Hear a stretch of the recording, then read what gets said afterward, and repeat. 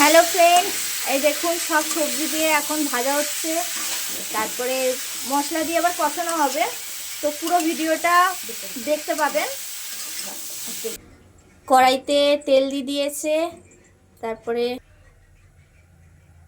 কড়াইতে তেল দিয়ে দিয়েছে। এখানে আপনারা রিফাইন তেলও ইউজ করতে পারেন বা সর্ষের তেলও ইউজ করতে পারেন।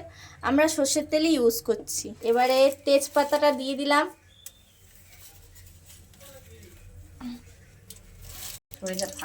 তেজপাতাটা পোড়া পোড়া হয়ে গেছে। এবার দিয়ে দিয়েছি গোটা গরম মশলা। তারপরে আমরা একটা পেস্ট বানিয়ে নিয়েছি। এখানে বাদাম, পোস্ত, আদা, কাঁচা লঙ্কা, টমেটো, গোটা গরম মশলা সব একেবারে পেস্ট আছে। এখন পেস্টটি এর মধ্যে ঢেলে দিলাম। রান্নাটাই দেখো।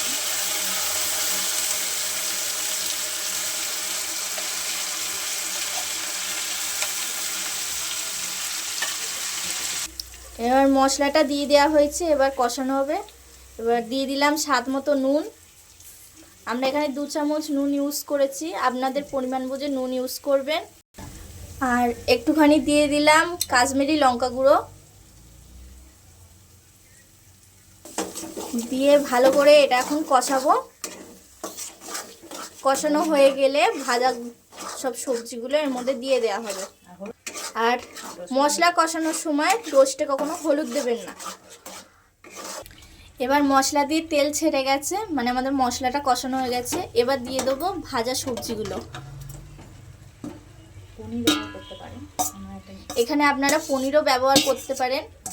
আমরা এখানে পনির ব্যবহার করিনি, আমরা এখানে এমনি শুধু ফুলকপি দিয়ে রোস্ট করছি। এখন ফুলকপিটা দিয়ে একটু ভালো করে নেড়ে ছেড়ে নেব। তারপরে এর মধ্যে একটু জল দিয়ে দেবো। আর আমরা এখানে অল্প একটু চিনি ব্যবহার করলাম, কারণ চিনিটা না দিলে ফুলকপিটা একটু গলতে তাড়াতাড়ি গলে যাবে, সেজন্য অল্প একটু চিনি ব্যবহার করলাম।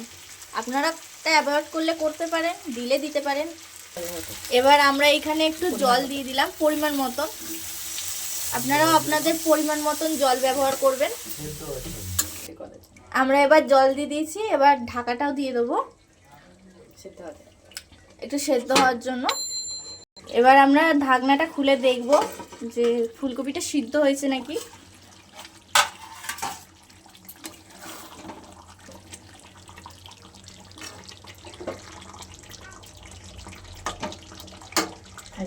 আর একটু হবে, আর একটুখানি হওয়ার জন্য আর একটু ঢেকে দিই। আপনারা যদি এই রেসিপিটা ঘরে বানান, তাহলে অনেকের বাড়িতে পনির থাকে না, পনির ছাড়াও এটা করতে পারেন। এটা নিরামিষ আইটেম, খুব ভালো খেতেও লাগে। সো আপনারা বানাতেও পারবেন এবং নিরামিষের দিনেও খেতে পারবেন এই আইটেমটা। আমাদের এই ফুলকপির রোস্ট রেডি। আজকের মতন এখানেই, বাই বাই। সো ভিডিওটাতে লাইক করে দেবেন, সাবস্ক্রাইব করে দেবেন, আর বাড়িতে করে খেয়ে দেখবেন। বাড়িতে করে খেয়ে দেখবেন অবশ্যই। আর এটা নিরামিষের দিন অবশ্যই দারুণ খেতে লাগে এই মেনুটা।